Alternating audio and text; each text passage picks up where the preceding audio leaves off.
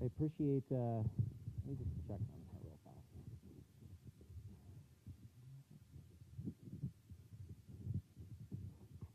you hear me okay?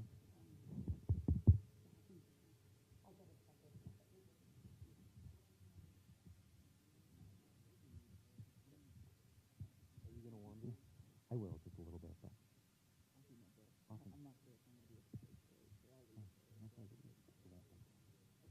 Well, thank you again, everybody, for coming. We have some members of our community here with us tonight. Our hope tonight is to share some information on wildland fires here in Saratoga Springs and nearby Saratoga Springs. We're also joined tonight by our Fire Marshal Darren Wright, who will be talking about a few things as far as fire prevention. And we also are joined by our friend from the State's Department of Forestry, Fire and State Lands, Justin Roach. Hear me okay now?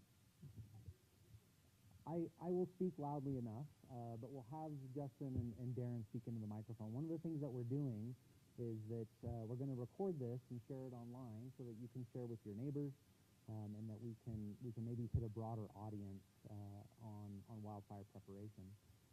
I'll talk a little bit about why this is important. First and foremost, our community has a wildfire history. I was just talking to a few of you that have been living in the community for some time, and you've been able to see some of the larger fires that we've had. I got my start in the fire service in the late 90s as a seasonal wildland firefighter, and we were out here quite frequently on brush fires and grass fires.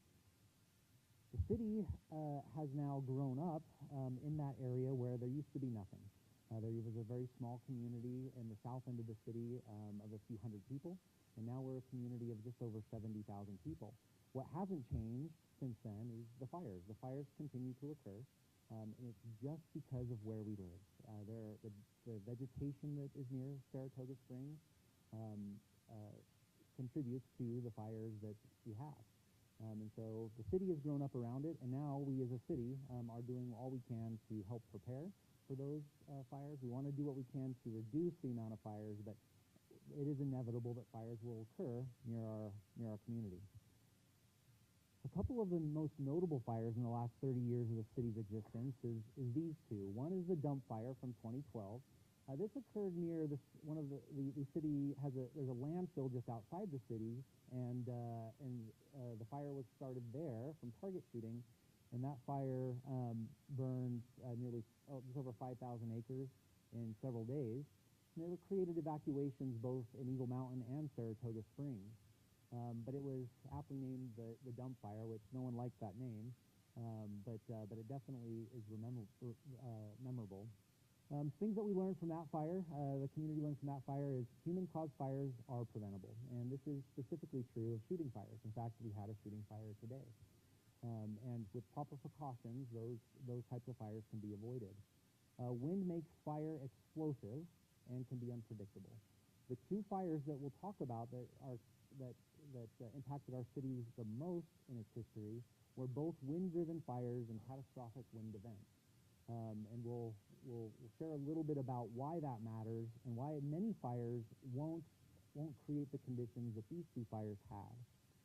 The other one was the Knolls fire. This one was in 2020, and this occurred near an area called the Knolls, just south of Saratoga Springs. An individual down there camping was using some equipment, and the equipment was used inappropriately, and it caused this fire. This fire was unprecedented in the history of Utah, that it required the most evacuations in Utah's history, nearly 13,000 people. And for those that experienced this fire, know that it was unprecedented. It moved about 7 miles in an hour, and that is directly due to these winds. We had winds nearly 60 miles per hour, and it moved through light grass and fuels really quickly towards the south end of our city. And this resulted in about 13,000 people evacuated. Now, just south of the city, there was one home that was destroyed in the unincorporated areas of Utah County. We'll talk a little bit about this evacuation in a minute and what the city and the county has done to better prepare for evacuations and make it more strategic. If we would have had some of the tools that we have now, then we would have been able to reduce that number of evacuations quite a bit and had a little bit more of a timely and efficient evacuation. We'll talk about how homeowners can help with that. This is a picture of that Knoll fire. This is Sunrise Drive. We have some of our friends here from Sunrise Drive, and Cassie Lane here in the south end of our city. This black line from the Knoll fire surrounded the south end of the city.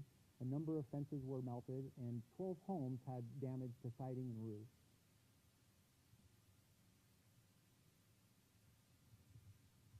This is a short video from a police officer's dash cam.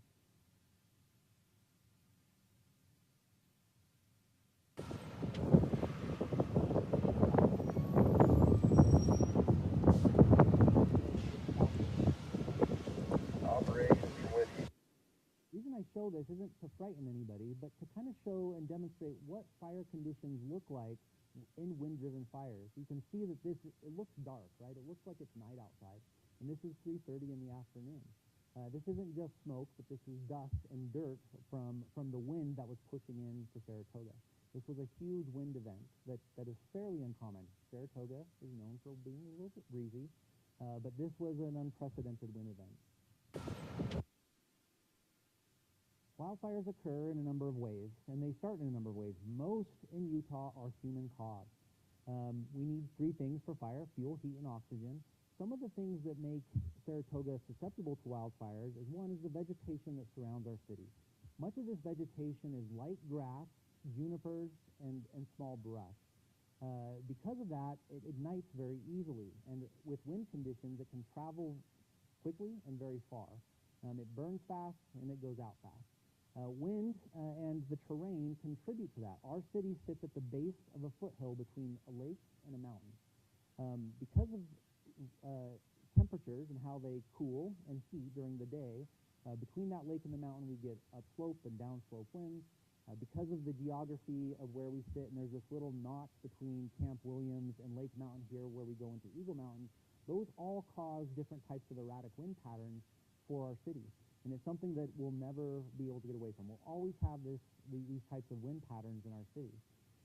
So the terrain and the wind contribute to why, along with the fuels, why there is fire around our city. There's a number of ways that firefighters attack fires. A couple of things we want to note here for our homeowners is that when you see firefighters putting fire on the ground, and this is a common thing that we hear during firefighting operations, is why are they putting more fire on the ground? That is a tactic used to consume fuel in front of a major fire, to where once that fire burns to where that black burned area is, the fire can die out. And so it is a tactic that was used during the Knoll fire, and it actually helps protect a portion of the city just south of Redwood Road near Harbor Parkway. And so that is a tactic. Do not be frightened. If you see trained firefighters putting fire on the ground during a fire, there is a purpose to it. The other one is air operations. Aircraft is very valuable during fire. Now, if wind allows it, we will use it for large fires, but those operations can be halted if there are drones in the area. Drones have become very popular. This has occurred on a number of our fires. If you see your neighbors wanting to get some good video of fire, please encourage them not to do that. One drone will require those air operations to shut down for an extended period of time, and that can hamper firefighting efforts. This has occurred on a number of fires that we've had nearby. So what is the wildland-urban interface? That is essentially the areas of our city that border the wildland area that were typically undeveloped. And now as our city grows, and it grows into, and this is every city in Utah, right? We're all growing, especially here in the west. As that city grows into those areas that were once just vegetation, it creates an interface area to where a wildfire in that vegetation can impact the homes in the city. We've talked about some of this, and there's a couple of different zones that we look at, but we have Justin from the state. He's going to talk a little bit about defensible space and how we can prepare our homes to harden them against wildfire. And as you know, in the Knoll fires, that we saw a number of backyards that had fences that were destroyed. But because of the green buffer from a lot of green lawns and well-kept lawns, many of the homes were able to be defended easier by the firefighters because of that. But Justin will talk more about that here in just a minute. So 50% of homes that catch on fire in the interface are due to embers. And so Justin, again, will talk about this and how we want to make sure that we reduce the chance of ember starting fires on our roofs and around our houses.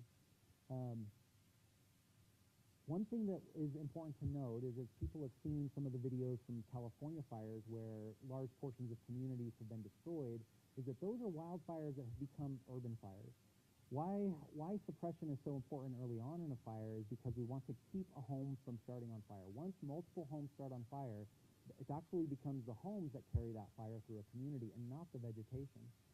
So hardening homes around a community actually contributes to keeping the entire community safer. So we'll talk a little bit about evacuation. We use this ready, set, go kind of mantra in preparation for an evacuation. If a wildfire, most wildfires that occur in and around Saratoga Springs do not require evacuation. Every year, those of you that live here see smoke, and today even, right? This morning there we had a small fire on the side of Lake Mountain. Most of those fires that occur will not require evacuation in our community. Most fires like to burn uphill, right? And our mountain is up away from the city. It's when we have erratic wind conditions and wind-driven fires that push fire down off the mountain onto the city or directly north from the south end of the city where a lot of our lighter vegetation is. And so there could be a need to evacuate some portions of the community in the event of these fast-moving wind-driven fires. What we'd like our homeowners to do is, one, is be ready for this. Talk with your families and prepare them. Some of the things that we want to do with preparation is have a go bag or a 72-hour kit that you can quickly get and leave the home if asked to leave. Some of the things that you want to keep in those are things like credit cards, passports, identification, medications for family members that might need medications, pets and pet food, things that you would need to survive for 2 or 3 days. And having that in a ready place. Also, part of being ready is having a communication plan with your family. Is that if you're going to be at work or kids are going to be at school or summer programs, it's important that you have a plan for where you meet and how you're going to communicate in the event of an evacuation. Fewer people that we have returning into evacuated area is always going to be better for the emergency responders. So be ready. Talk about that with your families. The next thing is the set piece. Is that which fires do I need to be concerned about, and how do I get that information on what fires are doing? This has gotten much better over the years as things like social media has increased our ability to be able to communicate. So when we have conditions that we want to be set for, is conditions such as red flag conditions. This is a term you may have heard. A red flag condition is conditions where fuels, grasses, and brush are in a dry state, and now you have high winds associated with that, and low humidity. That will be posted on utahfireinfo.gov, that there is a red flag day. National Weather Service will also post this. There are apps for your phone from the National Weather Service that you can get that will notify you of red flag days. These are the days we want to be more set during the summer, is that on red flag days, those are the days that will have a higher chance of creating extreme fire behavior that could lead to an evacuation. And then there's the go, right, is that once instructed to evacuate, we need people to follow those evacuation orders.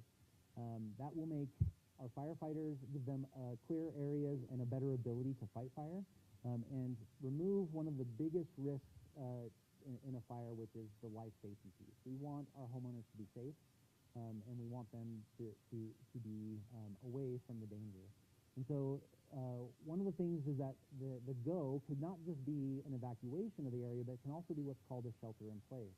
Sometimes either there's not enough time because the fire is so fast moving, or there may not be an extreme need to leave the property.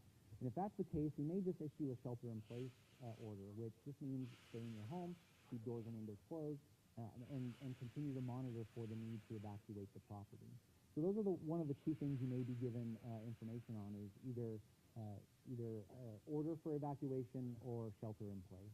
So that's the ready, set, go mantra that we have in preparing for a potential evacuation.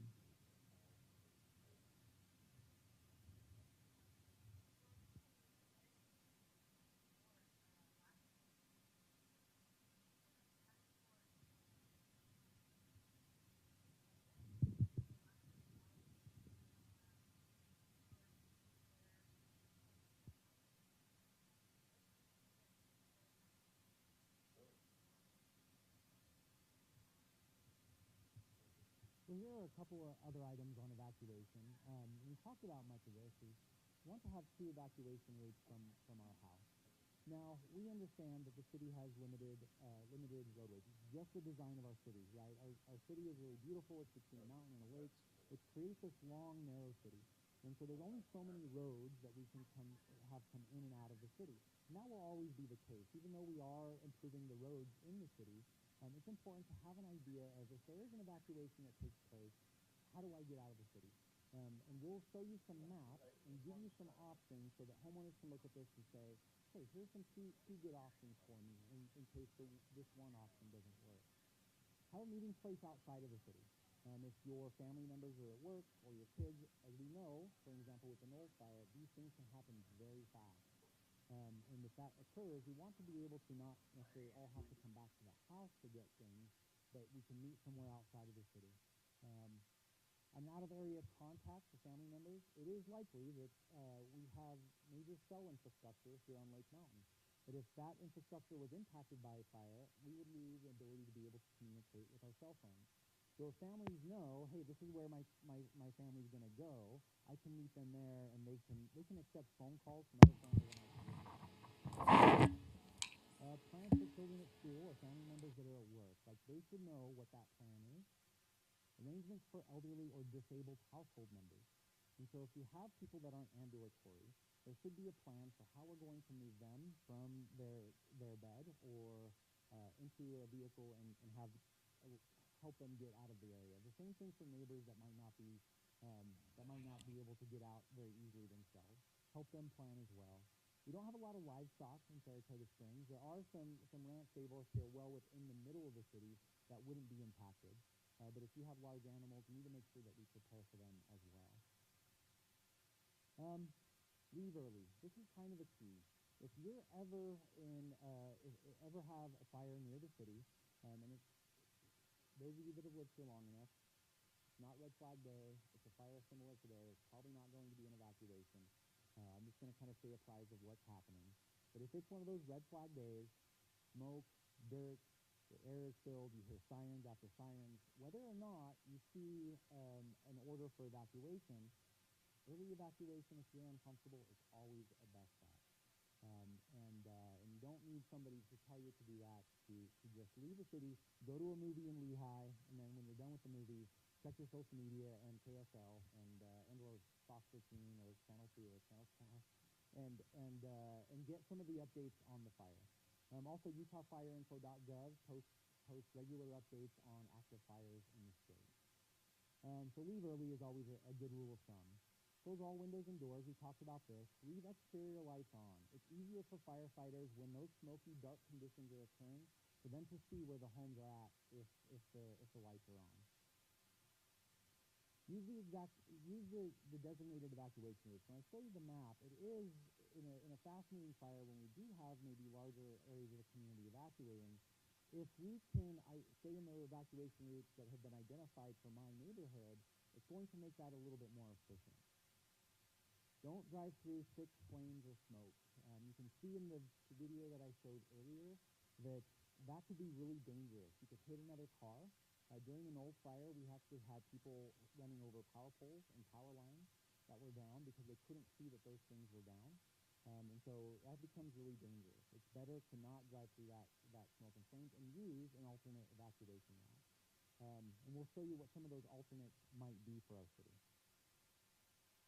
If stranded, call 911, but only call 911 in an emergency. 911, Chief Bouchard was at dispatch earlier today. Chief Bouchard, our deputy fire chief, during the small fire that we had here in Israel Canyon. And they were just inundated with phone calls from our now population of 70,000 people asking questions. And the downside to that is that bogs down how many dispatchers can answer their calls. And if somebody's having a medical emergency or is unable to evacuate or is stuck and they can't get out and their life is in danger, that takes up that time for that dispatcher to be able to get to that call. And so there's enough, I think, information out there now, or if you're feeling uncomfortable, just go ahead and evacuate yourself, but only use 911 if it's a life or death emergency during a fire. So a number of ways that you can get notified by emergency responders. One is reverse 911. Many of you have heard about this. This is essentially where a dispatcher can choose a point, and it creates a circumference based upon what that incident commander or that person in charge of the fire says, how big of a distance do I need to evacuate? That is a circle, so that's not very effective. And that's, during the Knowles fire, that was our option, right? It was kind of an all or none for the community, even though we felt like that much of the community didn't need to be evacuated, but we didn't have a lot of flexibility in that. And that is reverse 911. It'll reach out to their cell phones within that circumference, and it'll have those people advise them to evacuate. This is a much more strategic and tactical way to evacuate people, and this is called Everbridge. If you go to this website, it's run by the county, and you can put your number in. And now emergency responders can have selected roads, few houses, or one neighborhood. We need this road or this neighborhood to evacuate, and that's it. And we'll call those people that have signed up for this and give them that information. Yeah, so if you turn on your phone and you point your camera at this is a QR code, and this will bring up the applications to sign up for Everbridge.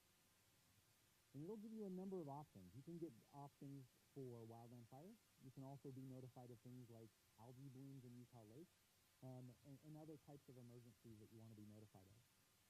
But this is a much more tactical way for our incident commanders to notify smaller groups of people, and that's beneficial for us in Saratoga Springs because it would put less people on roads.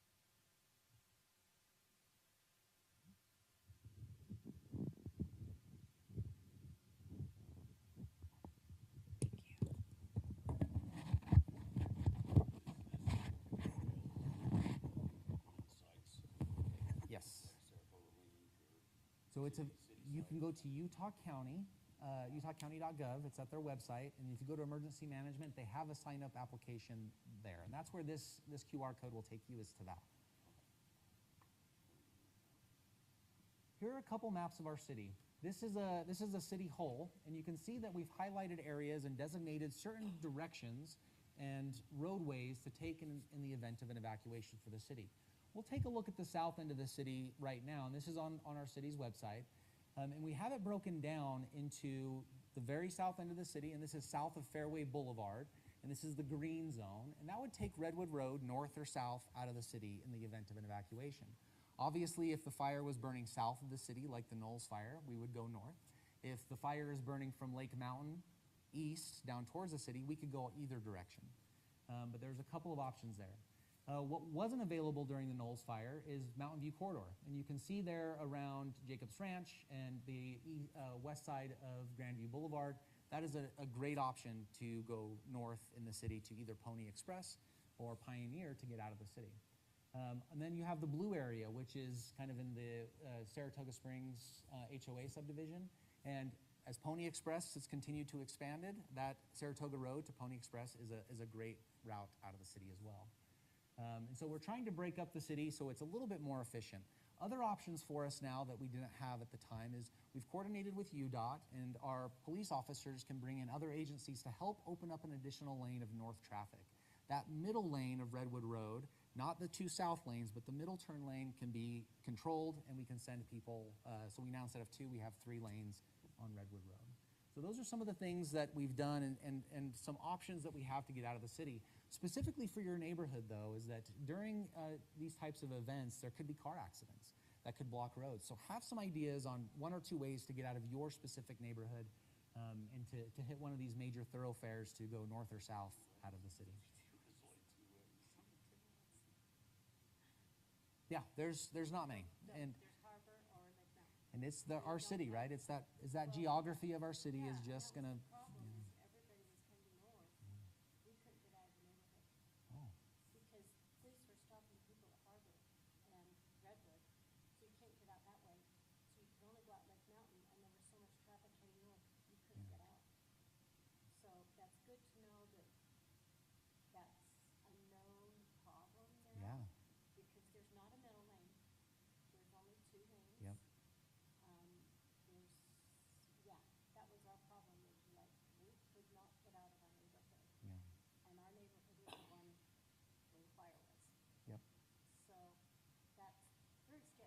For sure, yeah.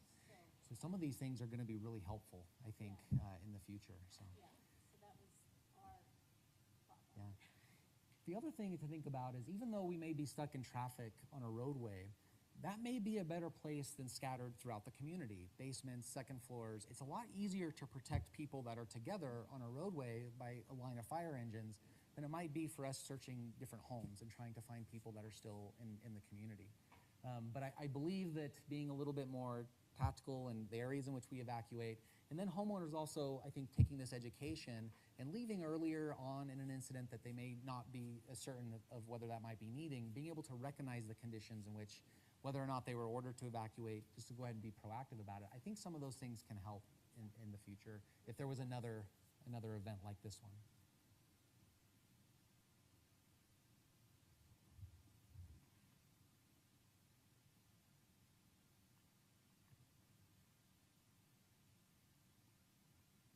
Fire Marshal Wright. Darren's going to come and talk a little bit about fire prevention and some of the common things that we see causing fires and questions that we get regularly about fire.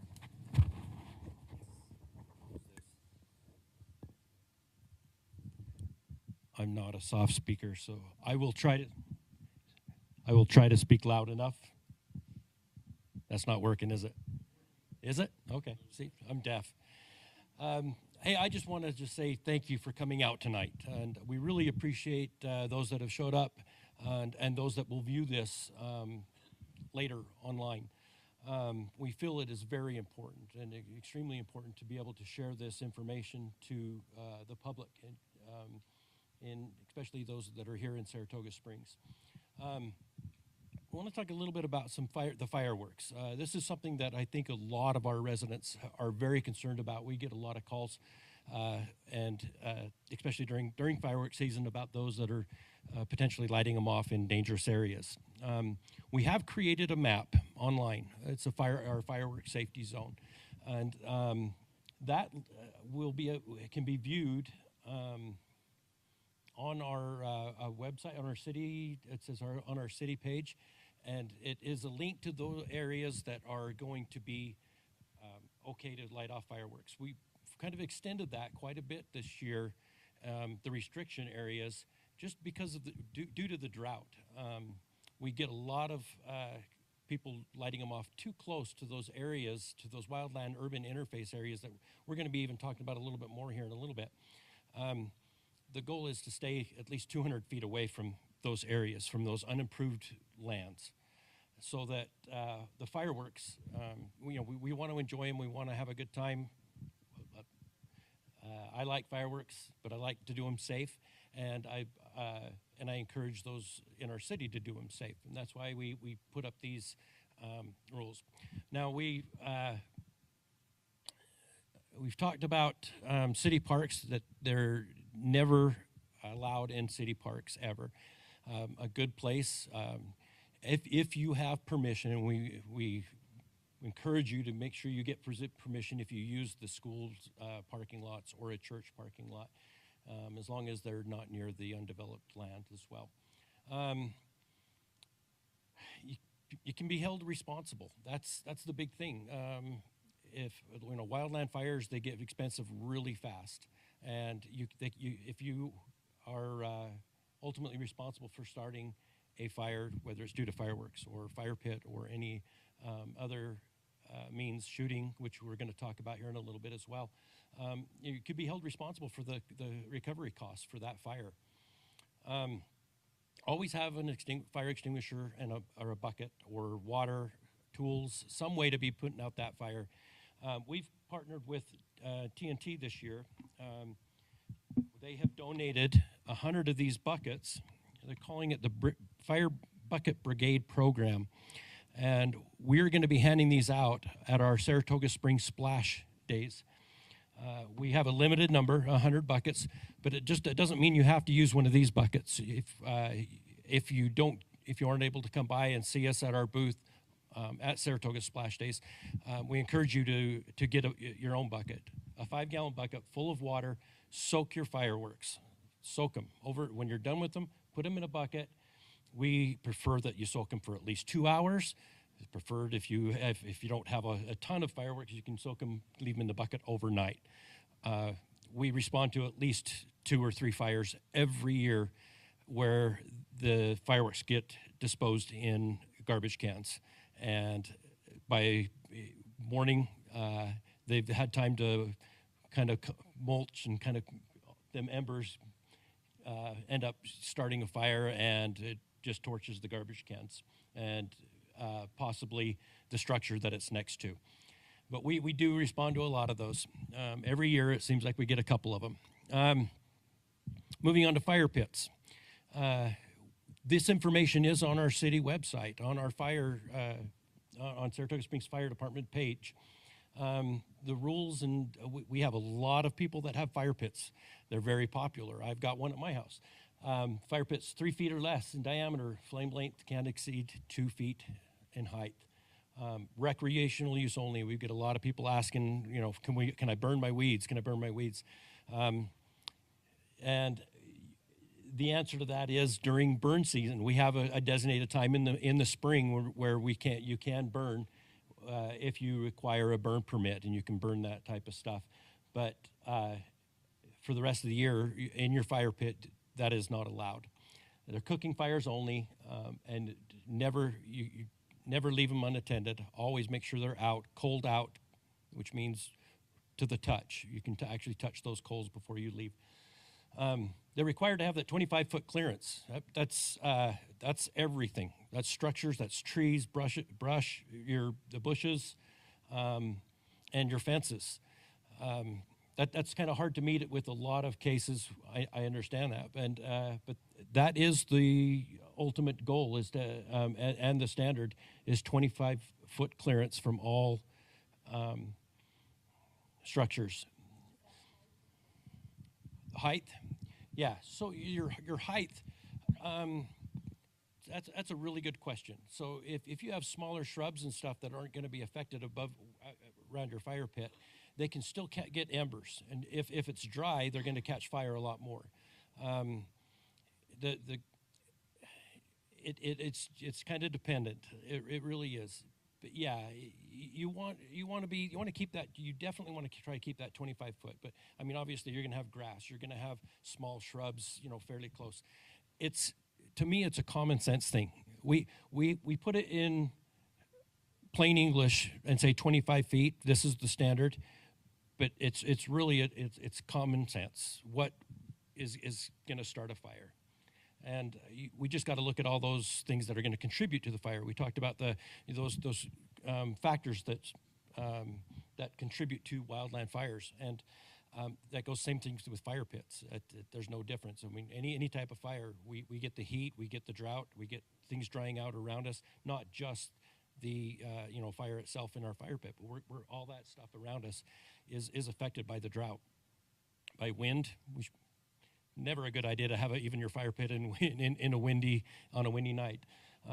Make sure we have spark arresters on our lawnmowers or shovels, or not shovels, but any power equipment that we're using when we're doing yard work. A lot of homes, especially on the edges of our city, they have that grass, that long sheet grass that grows pretty close to their yard, and so they'd like to try to keep that trim. Some of them grow that in their yard. That dries out very fast, and if it just takes a little spark to get that going. So it's common sense on what we use and how we take care of those things, and how we use our fire pits. Yeah. Restrictions on deck, the propane ones that you put on your deck? On your deck, the okay. fire pit. Is there restrictions? Yeah. So the question is there restrictions basically on any type of propane or barbecues basically on a deck, right? And that depends. Some areas, some apartments, we have restricted those, and it has to do with whether they have a fire suppression system, fire sprinklers that are on the deck. It's never a good idea to have a fire up on your deck. We just 4 weeks ago, we had a fire that was started by a charcoal grill that was up on a deck. They cleaned it out after the fire. or after their barbecue, but some of those embers fell through the wood deck down to below where they had cardboard and they had wood stored, and those embers just sat in those things, and they just kept on glowing and getting hotter and hotter. And then as the wind picked up, it hit the right conditions and just started the actual house on fire. So things. There is no real restriction for a barbecue on a deck unless it doesn't, to answer your question, I guess specifically, unless it is not sprinkled in apartments.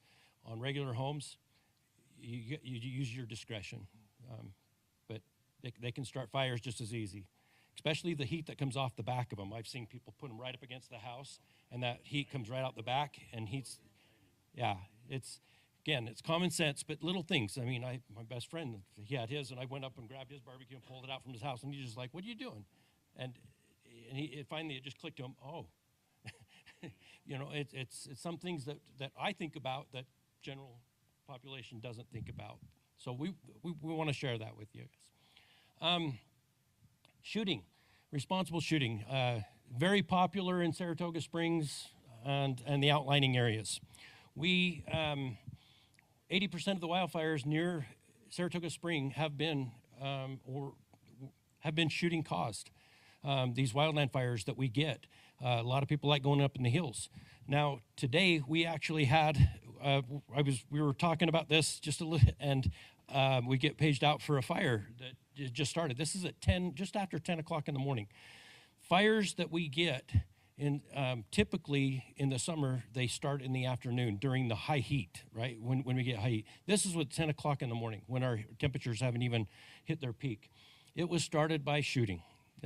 And the area that was actually they were shooting in was pretty clear. There wasn't a whole lot of vegetation right there where they were shooting, and it looked pretty good. The reason why it started is because the ammunition they were using, as it left the target that they were shooting, it caused a lot of sparks, and it sprayed out to both sides of the area where there was brush that could catch fire, that sheetgrass that's extremely dry right now, in the low areas. As it started up the hillside, luckily it's still pretty green. And we didn't have a whole lot of wind. Remember that fire slide? That wind is a big cause. We didn't have a lot of wind. We got lucky on this one. If this was a couple weeks from now, that fire would have been a whole different fire. It could have really taken off on us. We were able to get on it within an hour and have it contained. 5,300 acres of burns. A single fire in 2012 from target shooting.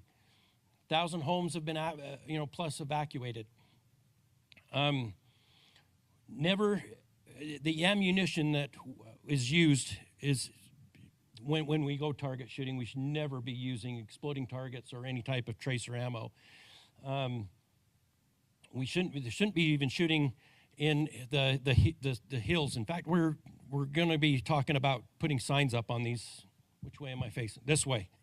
We're going to be putting signs up on these into these streets that restrict these shooting, because a lot of these areas that people like to go shooting here in Saratoga is just off just right in the foothills, and that's actually in Saratoga Springs. A lot of those areas are in Saratoga Springs city limits, which is illegal to be shooting anyway. So we're really going to have to, and we're getting up to fire restrictions, if I'm not mistaken, in the hills. That's coming up. It's probably going to be coming at some point here. Yeah. Not quite yet. Yeah. It comes every year, and I wouldn't be surprised if it comes a lot sooner this year than ever. Up in the hills that fire pits and shooting any type of fires up in the mountain, up in the hills that is not in an improved, an accepted fire pit. It's quite unnerving to have guns shooting. What's that? It's quite unnerving to have a gun shooting a block away from your house. It is. And we want to remind everybody, there is a safe place to, the county actually has a shooting range down south, the actual down. Yeah. Yep. They go, and we want to discourage that, especially if it's in city limits where it is illegal to be shooting. the safe place to be shooting is down at the gun range. If you want to shoot, it's mile marker 16 on Utah on Redwood Road. There's a gun range down there, and yeah. So that's where we encourage people to go. And again, irresponsible shooters will and most likely be held responsible for the actions that they do. Thank you. Fire Marshal Wright, thank you. Just one additional note on shooting, target shooting, is even though that is restricted in the city of Saratoga Springs, the city does not have any authority over the state lands around Saratoga Springs where a lot of this is occurring. And I'll let Justin maybe mention or speak about this, how their restrictions, when they're put into place, and where we find out where those restrictions are at. Here, just to kind of recap the things that Darren and I covered is build a 72-hour kit or a go bag when you're preparing for a ready, set, go event of evacuation. Sign up for Everbridge, right? This will allow us to notify people a little bit more effectively if they are in an evacuation area. Plan with your family a couple of different ways to get out of the city if you need to, and go early if you can, if you're concerned. Check on your neighbors and those that have mobility issues. And then schedule a free home assessment. If you're concerned about where your home is and what you've done to protect your home and the interface, we're happy to come out and do that assessment. Our friend from the state, Justin, he's going to cover hardening your home for those that do border that wildland-urban interface. What can you do to help protect it? And then he's also going to cover the high-risk WUI mapping the state has done. They've done some mapping to identify those homes that are at risk and what that means for homeowners in the future. Justin? And then when Justin's done, we'll open it up for a conversation and ask questions. So. Well, I'm working to get some IT stuff set up and get my presentations up and going. I'll do a quick introduction. So I'm Justin Roach. Do I need to talk into this for the people online or? Okay.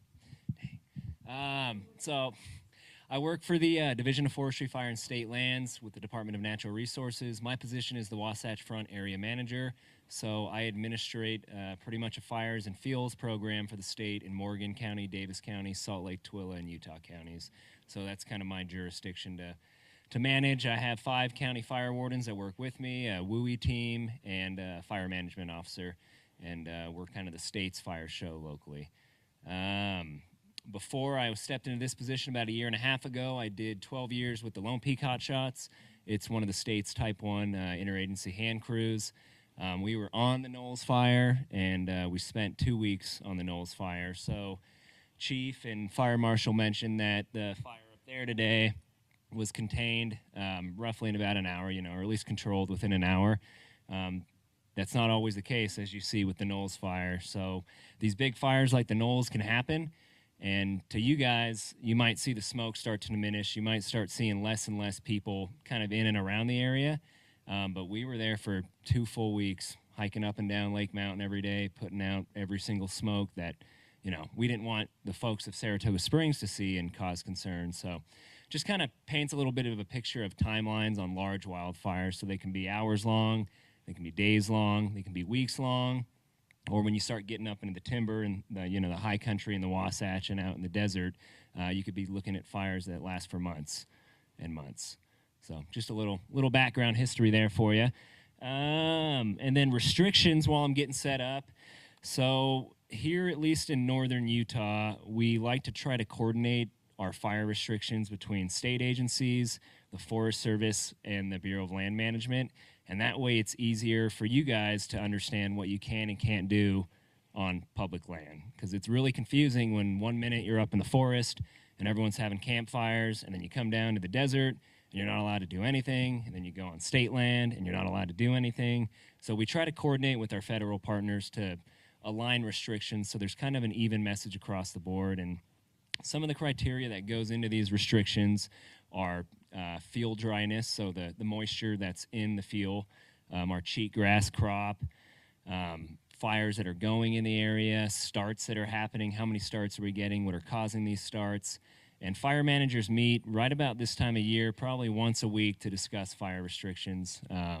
It's not something we truly enjoy doing. We don't want to restrict people's ability to recreate on public land, but eventually we do have to do our part and shut some activities down to make sure that that land stays safe and stays green for people to recreate on for years to come.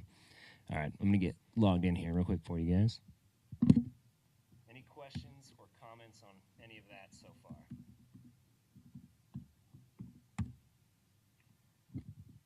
All right, so we're going to go through just a little bit on defensible space and home hardening and the different zones, what work needs to be done in those zones. And, take it, a lot of this slideshow is kind of geared for like the timber field type, but, pay attention to what the information that's in there and figure out how you can apply it to your property, your landscape, and the field type that's surrounding Saratoga Springs. So defensible space and home hardening. Come on, man. Sorry, guys. There we go, okay. So defensible space, managing surrounding field, slowing flame spread, and securing safety margins closest to the structure. So you got your zone 0, zone 1, and zone 2. So zone 0, 0 to 5 feet, it's the ember-resistant zone, focused strictly on preventing ember ignition directly adjacent to the structure walls and foundations, and also to prevent vegetation that is leaning, touching, or within that 5-foot radius of your home from igniting as well and lighting the side of your house. Zone 1 is 5 to 30 feet. That's the lean, clean, and green zone. Actively thins out materials to reduce flame intensity and block convective heat paths. And then you're getting into Zone 2, which is 30 to 100 feet from the structure or your house. The fuel reduction zone slows approaching wildfire, keeps fire on the ground, and provides firefighters space to operate. And we'll get a little bit more into detail on each of those zones here momentarily. So, Zone 0, the core ground. The first 5 feet surrounding your home. And attachments is the most absolute vulnerable area. Windblown embers settle here, turning tiny dry particles into catastrophic structure fires. The rule, 0 organic combustible elements next to the foundation. Actionable protocols, replace organic mulch with gravel, pavers, or river rocks. Eliminate branches hanging within 10 feet of chimneys. Relocate firewood piles out to Zone 2, and then remove dry leaves and debris from underneath the deck and structures, especially if you're going to be charcoal grilling. Zone 1, the lean, clean, and green. So this zone restricts heat energy transferring towards the house. Lean means minimal fuel mass, clean eliminates accumulation, and green maintains live moisture in the vegetation, making it harder to burn. Prune tree crowns to maintain 10 feet of lateral space from adjacent trees. So that's, if you're looking at the top of your tree, that's 10 feet in between each top of the tree. So given that 10-foot buffer between trees. So if one tree does go up, there's less likely of a chance for it to turn into a crown fire and carry from tree to tree to tree or bush to bush to bush. Zone 2, so spanning 30 to 100 feet or your property line. The primary objective is to break up wild vegetation patterns and knock running crown fires down. And I don't really like the word harmless surface grass fires because I don't think that's true. Surface grass fires move quite quick and can absolutely be harmful. But what it means by to break up the wild vegetation patterns. So a fuel type we have commonly out here, sagebrush, pinyon juniper, maybe a little bit of oak brush. For sure on the East Bench, there's a lot of oak brush. So what you're going to want to do is you're going to want to look to clump that vegetation together. So if you have a big sage field on your property, if you have a bunch of oak brush on your property, you want to form it into clumps. And that's what's called a shaded field break. And that's going to essentially, when the fire hits that's going to force the flames onto the surface level and at least slow down the fire spread running through the tops of the vegetation. It kind of mimics, when you're doing a proper shaded field break, it kind of mimics what a low-intensity fire would do naturally on the landscape anyways. It's just mechanical treatment versus prescribed fire treatment, which we're not going to be doing in the city limits. So you want to cut annual wild grass down to a maximum of 4 inches, maintain clean space under propane tanks, remove low limbs to avoid laddering into tall trees. So that's when the surface fire climbs up those taller bushes or that taller grass, hits a low branch that's hanging off the tree, and now it gets up into the top of the tree, and it can move from tree to tree, making the fire behavior a lot more intense and a lot harder to control. And then keep dry leaf accumulations strictly under 3 inches. So slope and spacing standards. So this is going to be, obviously, if you're located on any sort of slope, hillside, ridge line. So if you're flat to mild, so less than 20%, you're going to be looking at 2 times the shrub height, and that's the shrub separation from bush to bush, and with a tree separation of 10 feet. If you're living on a moderate slope, 20% to 40%, you want that shrub separation to be 4 times the shrub height, and your crown spacing to be 20 feet. And then if you're on a steep slope, greater than 40%, you want 6 times the shrub height for your shrub separation and 30 feet.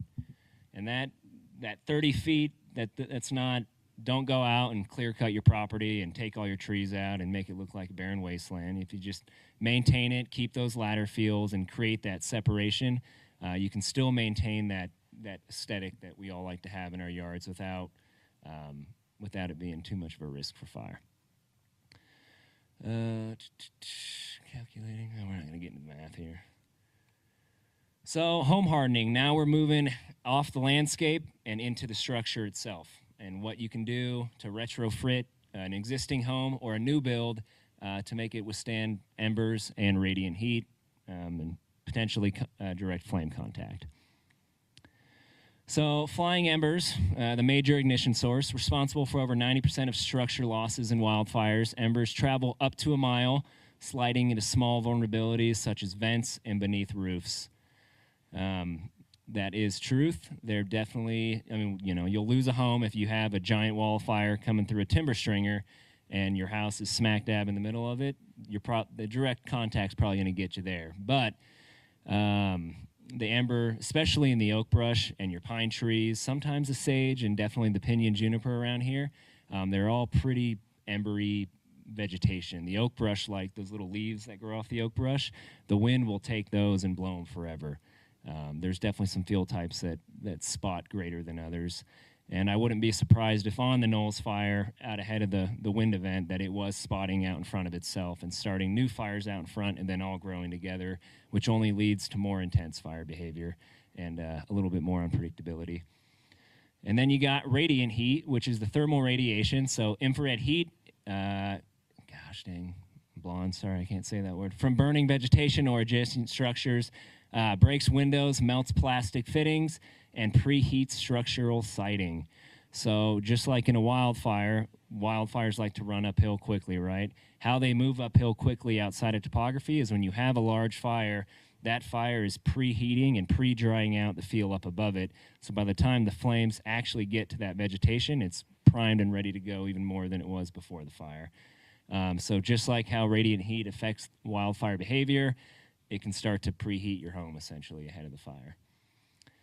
Direct flame, so critical contact, direct contact between structure elements and active flames only occur when vegetation fields are allowed to sit directly against the walls. So we're going to want to clear out that vegetation the best we can within that 0 to 5 feet. Getting more into roofs and chimneys, so Class A roof system standards. The roof is structurally the largest surface area facing falling ember paths. Standard shake shingles must be replaced with ignition-resistant Class A materials, including asphalt fiberglass composition shingles, metal roofs, or concrete tile. And then you want to equip your chimneys and stovepipe vents with metal spark-arresting screens, not only to prevent your sparks from getting out, but to stop embers from coming in, or at least slow them down. Mesh vent shields, so attics, crawl spaces, e-vents act as vacuum paths that pull wind-blown embers inside standard structural chambers. So you're going to want to install 1/16 inch to a 1/8 inch metal mesh covers over those attic vents, those eaves. Avoid thin plastic and fiberglass screens that can easily melt. And then use the Wildland Urban Interface listed flame-resistant vents. Dual pane tempered windows. Radiant heat can easily fracture single pane glass, causing direct structural interior exposure to airborne sparks. So utilize dual panes to double breakage time.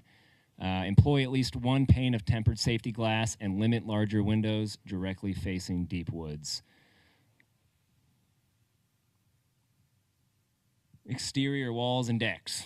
Securing, siding, and decking. Wood paneling and vinyl siding degrade quickly during fire exposures. If you have the vinyl on the side of your house and you've grilled a little too close to it, you've probably learned that lesson. Replace exterior coatings with fire-safe alternatives such as stucco, fiber, cement board, plaster, or thick brick facades. Decks should utilize heavy timber or composite decking certified as ignition resistant. Keep combustible materials out of the crawl space beneath entirely. In my years of traveling the country fighting wildfires, I'd say the homes that I've seen lost the most out in the woods are the ones that have that vegetation or that grass layer growing up underneath their wood deck, or they have the pine needles in their gutters or on their roof shingles. We were on a fire in the Sawtooth National Forest in Idaho, if you guys are familiar where that's at. And we were working on this remote ski cabin for a while, getting it prepped, doing what we could do. And the homeowner was there, and he acknowledged, he's like, you know, I should have been doing this stuff years ago, and I'm sorry that you guys are trying to do it now in a pinch. And we got done what we could do, but eventually the fire came up the hill, got in the sagebrush, went underneath his deck, and the cabin and everything on the property ended up being a total loss.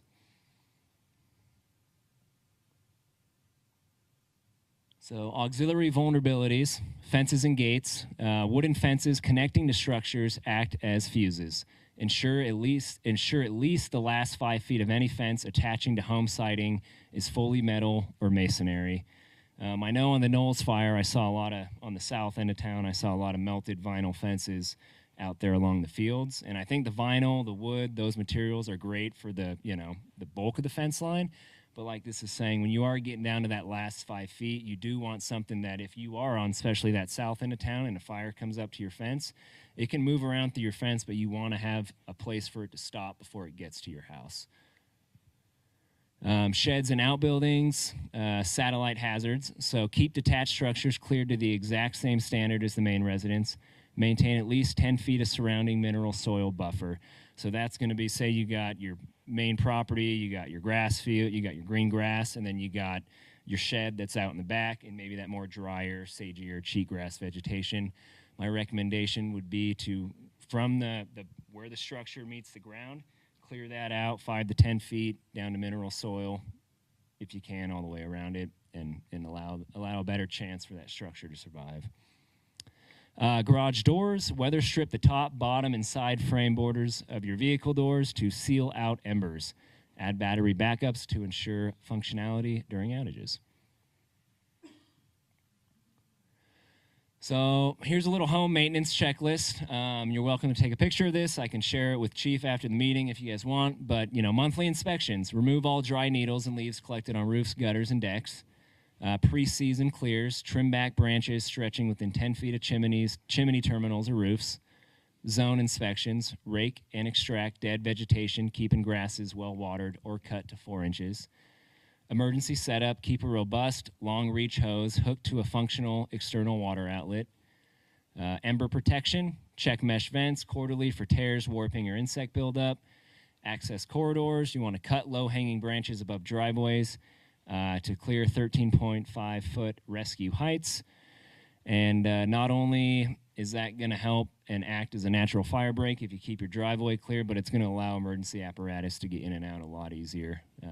I don't think that's too much of a problem with the lower brush around here, but as you start getting up some of the canyons up the East Bench and on the front there's some roads that a structure engine or a Type 3 wildland fire engine, a little bit bigger ones, probably can't get up or would have a really difficult time getting up.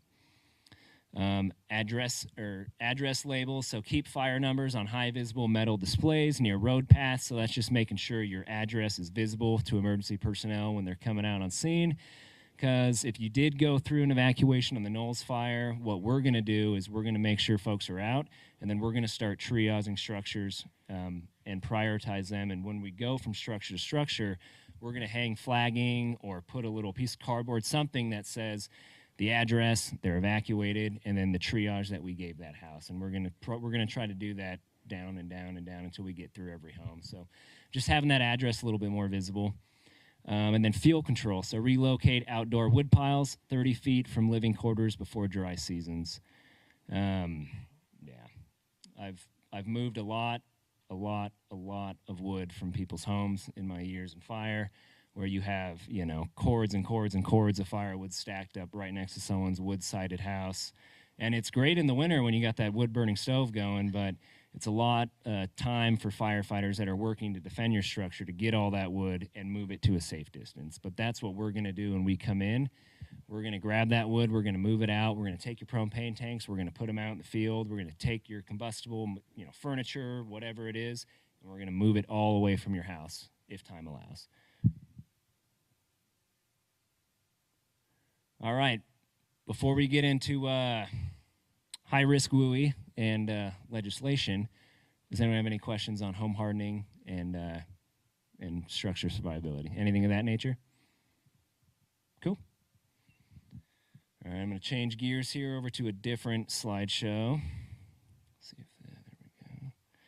So, high-risk WUI 2026 implementation, other words known as House Bill 48, which was passed in legislation. Pretty much tasking the state of Utah, us at Forestry, Fire, and State Lands, to create a high-risk WUI layer for insurance companies to use and to identify the top 5% of homes statewide that are at the highest risk of wildfire. And we'll get more into that. That's just a brief summary, and then the lot assessment program. So these are just a little bit more visual graphics. Some of it's going to be a little bit of repeat of what we just talked about, but obviously left to right, you got direct flame contact on the structure, you got the ember cast falling onto the structure in the outbuildings, and then you got radiant heat.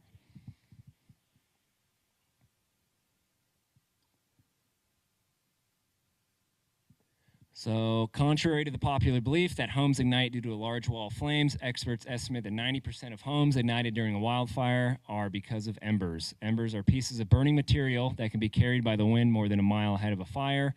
When they land in something easily ignitable or on or near the house, the home is at risk of burning. So this is a demo scenario. It's not real life, but that's ember production. And let me see if this video pulls up here. It's a good accurate representation of a really intense ember cast, but what it can do.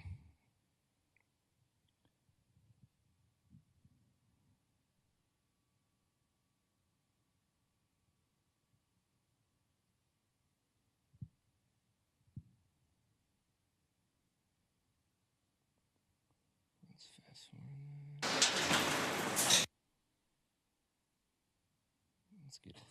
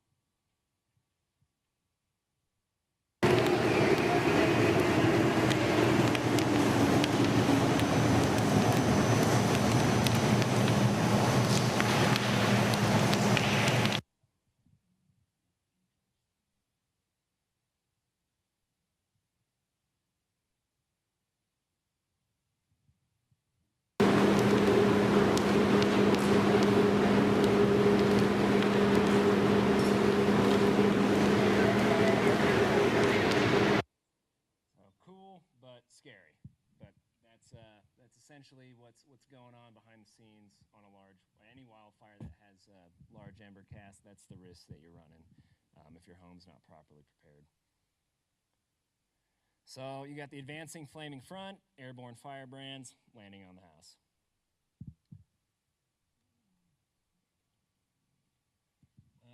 Just a little bit more about the zones. So you got the non-combustible zone, 5 to 30 feet, 30 feet beyond. Remember the ember.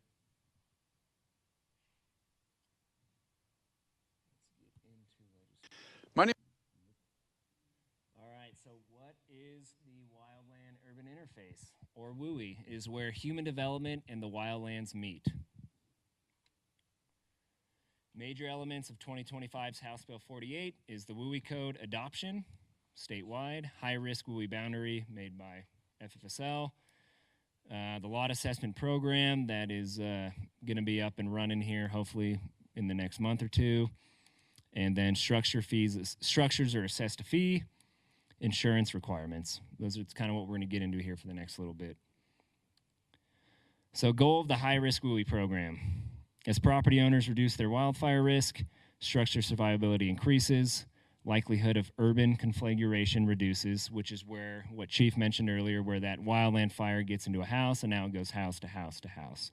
That's probably the biggest intent. These are probably the two biggest intents of this new bill, is that we want more homes to survive and we don't want what happened in the Palisades to happen in Utah. We want to try to prevent that. And then reduce taxpayer costs to fight wildfires. And homes are more insurable. So we'll get this PowerPoint out to you guys too, because you can click this link. So when we do start to get up into the lot assessment program, which we'll talk about a little bit later, this is the wait list to get on now. The lot assessments for the high risk House Bill 48 Wildland Urban Interface Modification Bill. It is completely voluntary. You do not have to sign up to get a lot assessment. I do encourage people to get the lot assessments through the state certified assessors. It can help with the insurance, and my intent of it is that we want individual properties to be protected from fire, but if we can get communities on board, now you're working at a community level, not just at an individual property owner level. If you go to ffsl.utah.gov. Did I get it right? Sweet. It's excellent. You can get to a frequently asked questions page about House Bill 48 and kind of get some more questions answered for you there.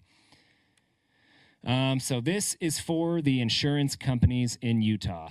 So transparency when dropping coverage or increasing rates by 20% or more. They have to be completely honest with you guys on why they're dropping coverage or why they're increasing the rates.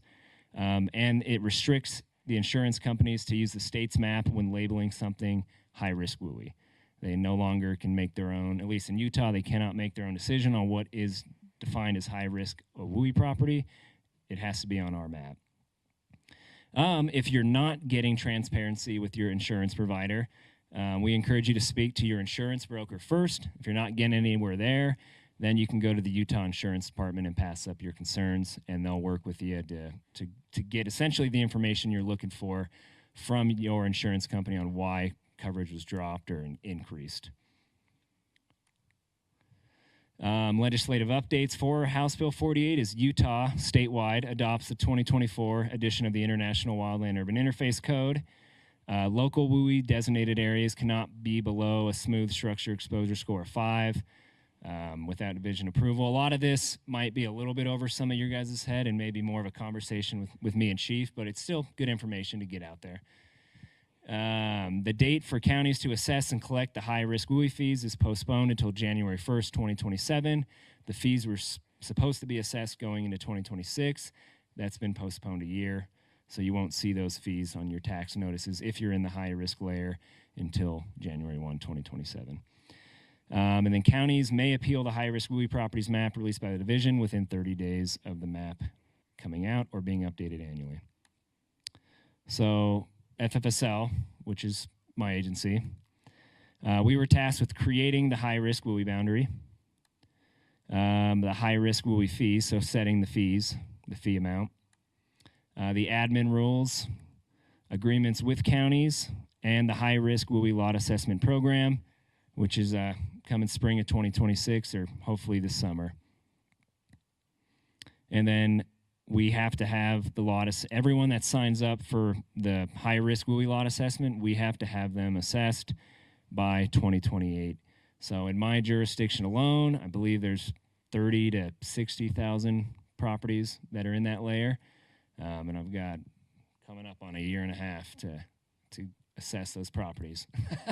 So we're gonna be leaning on the counties and municipalities at some point to, if they want to participate, to help, because I've got a team of about 8 people, and I don't think we can do all that work.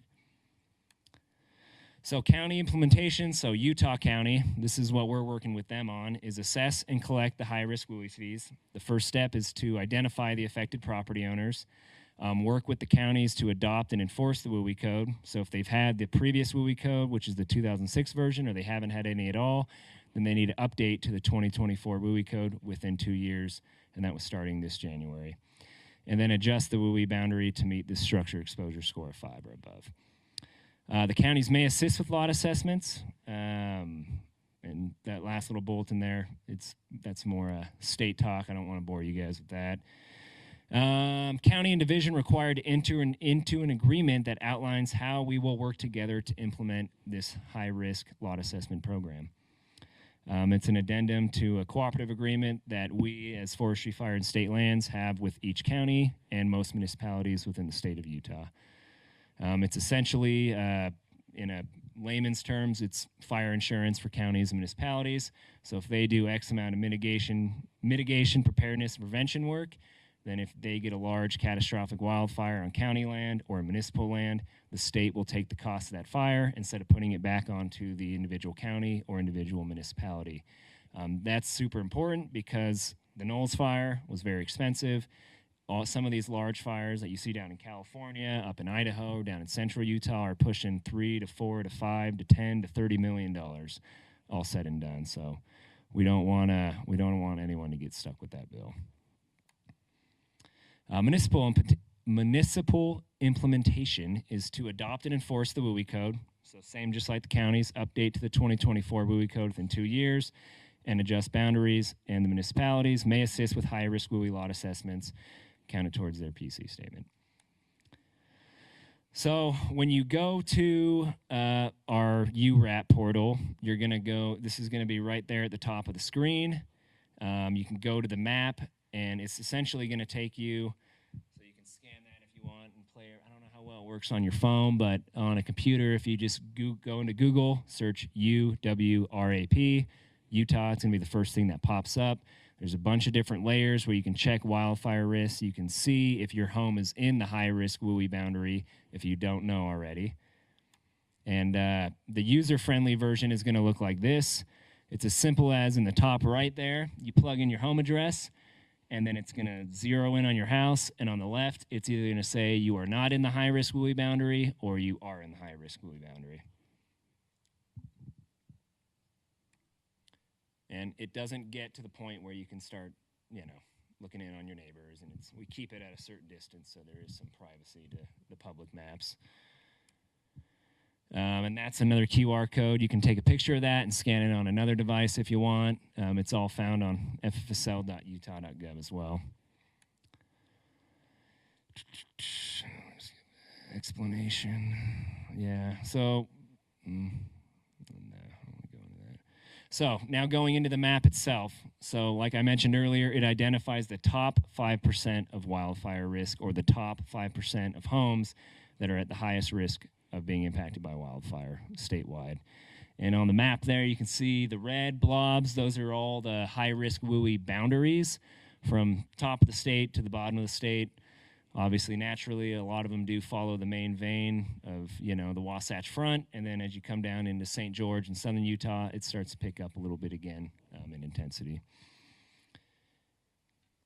It includes density of existing structures used by counties to assess and collect high-risk wildland-urban interface fees, and used by insurance carriers to label properties as high risk. So fees... the fee amount going into 2027, so if you're 0 to 3,000 square feet, it's going to be a $20 fee a year. If you're 3,001 to 6,000 square feet, it's going to be $60 a year. If you're 6,000 square feet beyond, it's $100 a year, and that's if you're in the high-risk WUI boundary. So HB 41, which is a bill that passed this year in legislation, postponed the fee collection for 1 year. Fees apply to taxable structures only. That's the only structures that are going to be assessed, and essentially assessed a fee is taxable structures on your property. So the money from this program not only is going to fund the program itself, but then some of it can go back towards the counties that are helping collect the fees, or some of the money can go into the Utah Wildfire Suppression Fund, which helps Utah pay for its large catastrophic wildfires. So the cost that we absorb all summer long from folks that are in agreements with us helps pay for those large fire costs. But most of it is going to the program itself because it is an unfunded program. We'll just say that politely. So, going into 2028, so once we have all the structure assessments done, the fees are going to shift a little bit. It's going to be I don't want to say a dollar amount. Hopefully it's a cent amount assigned to a square footage of the structure. So the last slide was a fixed rate. If you're in that boundary, that's what it's going to be for 2027. Going into 2028, the fee is going to be based upon the square footage of your structure, the triage score that the lot assessor has given you, and then the cost of the high-risk WUI program. So determining what the cost is to implement this program, your triage score, which you're in the high-risk WUI, but then there's 3 triage layers within that. There's high, high medium, high, low. Obviously, if you're in the lower area, the fee is going to be less. As you climb up, then the fee is going to be greater, and there is options to do the work. So if you have a lot assessor come out and deems that you're in the high, and he's going to give you he or she is going to give you recommendations on what you should do to your property to reduce your risk and bring your triage level down, you'll eventually be able to either ask that individual to come back out for another assessment once the work is completed, or you'll be able to upload pictures to a database. That lot assessor will be able to look at it virtually and kind of decide yay or nay. Depending on what that yay is or that nay is, there's eventually going to be an appeal process for you guys to say, hey, I don't agree that you rated me high. I did the work. Can you give me a better explanation? So the lot assessments themselves, the program is currently in development. We don't have the criteria completely built out for how the full lot assessment is going to roll out yet. We're in the middle of working on that. We've just hired 3 to 4 positions to help kind of build out this program, and it's starting to get off the ground. So assessments may be requested by the property owner, not mandatory, but they may be requested. They must be completed by a WUI coordinator certified by Forestry, Fire, and State Lands. So that doesn't mean you have to be a Forestry, Fire, and State Lands employee. That just means you have to have been certified as a WUI coordinator by the course curriculum that we are building. So municipalities, fire departments, counties, public works folks, they can all become certified WUI coordinators. They just got to go through the program that we're building, or the training. Assessments will be used as a prescribed standard methodology being developed by FFSL, and that way it's the same process statewide. We're not going to have different criteria for out west versus out east versus up north versus down south. It's going to be same across the boards, across the whole state. Getting into the appeals a little bit, so you can appeal lot assessment. Property owners may appeal the lot assessment results or triage scale classification. Must appeal in writing. It doesn't have to be a handwritten letter. It can be an email. To the division, which is us, FFSL, within 45 days, and include evidence of assertion. The high-risk WUI map. Counties may appeal the high-risk WUI map. They must appeal in writing to the division within 30 days and include justification. We're going to kind of go through. This is more for if I was presenting to the county. We're going to kind of, but this is essentially next step for what Utah County is working on right now. So WUI code adoption and enforcement, that's already in place. High-risk WUI property map integrated into the county map. CWS agreement, which is in place. WUI agreement is on its way. Property owner notifications, fee collection, and then participated in lot assessments as agreed.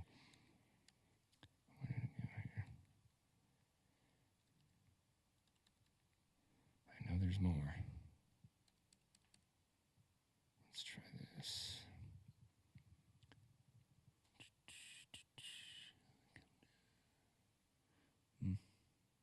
All right, that was the last slide. All right, so that's all I got for the presentation point of this. Does anybody have any questions, comments, concerns? Happy to address anything at this point in time. Yes, sir, in the back.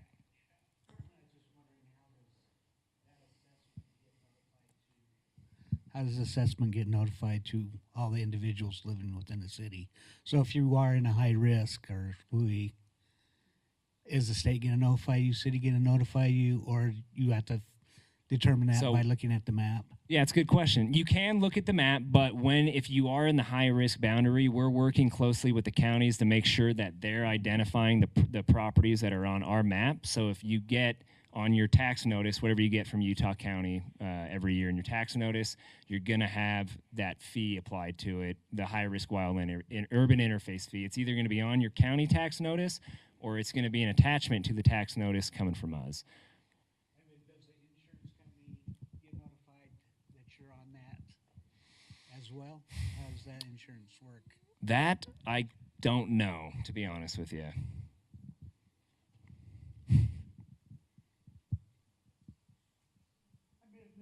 long are the WUI maps updated? It's going to be annually. I chuckled too. It's okay. That's the goal, though, is we do want to move with more real-time data. We understand folks like in Saratoga, Eagle Mountain, one year you might not have a housing development, and the next year you're going to have 40,000 new homes somewhere out in the field. So, yeah. So what that is probably going to do to the map, and that's why we have to update the map, because you might be on this boundary that's considered high-risk WUI, and then next year there's 20,000 homes behind you. Now we're going to have to shift that boundary forward. So 20,000 is a big number.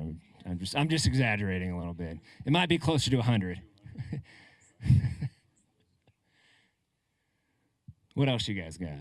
It's your time to grill me. Can we hear folks online, Chief? Do we know if there's any online questions? Or? We don't have that ability. Oh, okay, cool.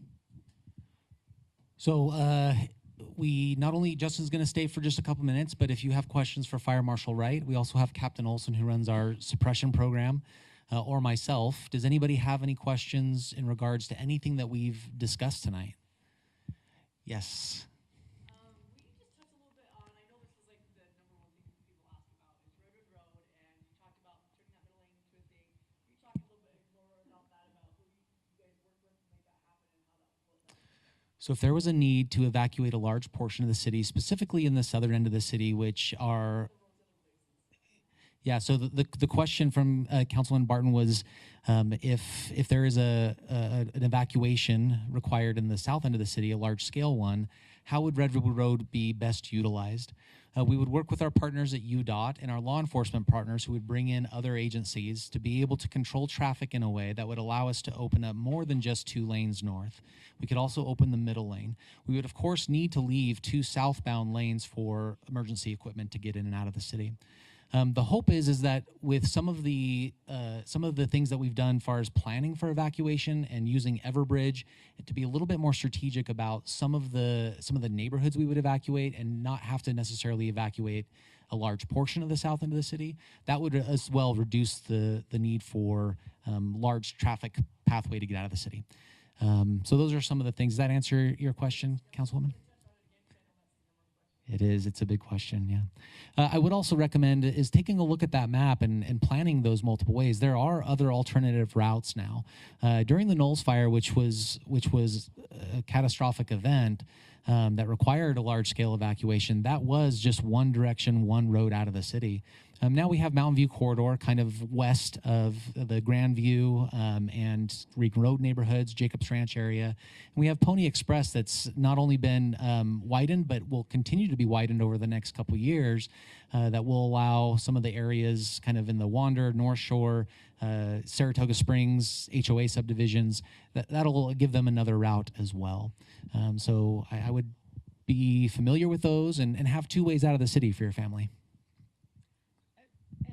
And I have to say that, yes, there are alternative routes and there's 4 lanes, but there are 2 lanes from Stillwater South. We can't get up to Mountain View because there's 2 lanes. How are we going to get out of our neighborhoods? Because that was our problem before, is that there's only 2 lanes. Yeah. There's only one way out, one way in, and I'm not going to drive north on Redwood to get up to Mountain View when I'm still in 1 lane. Sure. You know, so you're saying there's alternate. I agree there are. Yeah. Further north.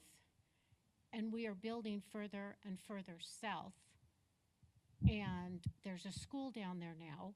And so I'm looking at it going, so I know we can't predict everything.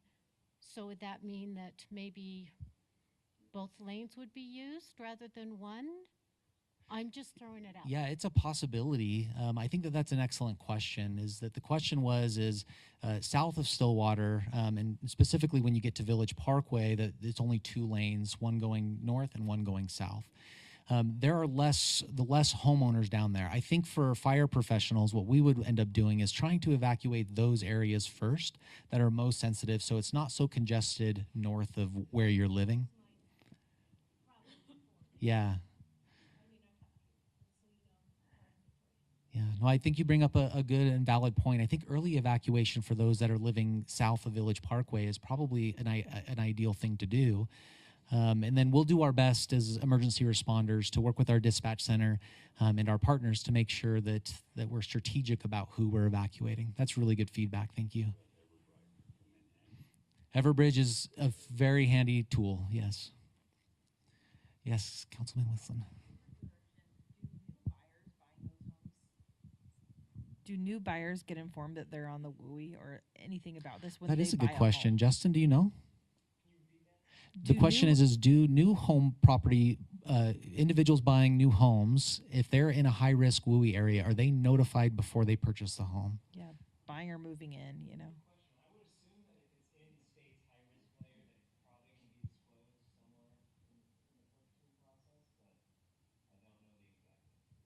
We'll follow up with Justin. Justin, he believes that the purchaser would be notified that they would have to be disclosed that they live in a high-risk WUI area.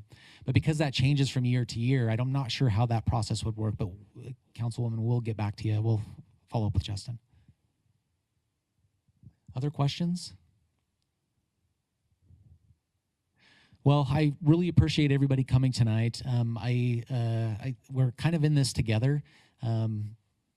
Wildfire is just going to be a natural part of the environment in which we live. Just like in the South, you have hurricanes and tornadoes, and California kind of gets a little of everything: floods, earthquakes, fires. But this is just something that we prepare for together. And I think as we do that, as fire professionals, we continue to prepare for suppression. City planners and emergency managers can prepare for disasters and evacuation.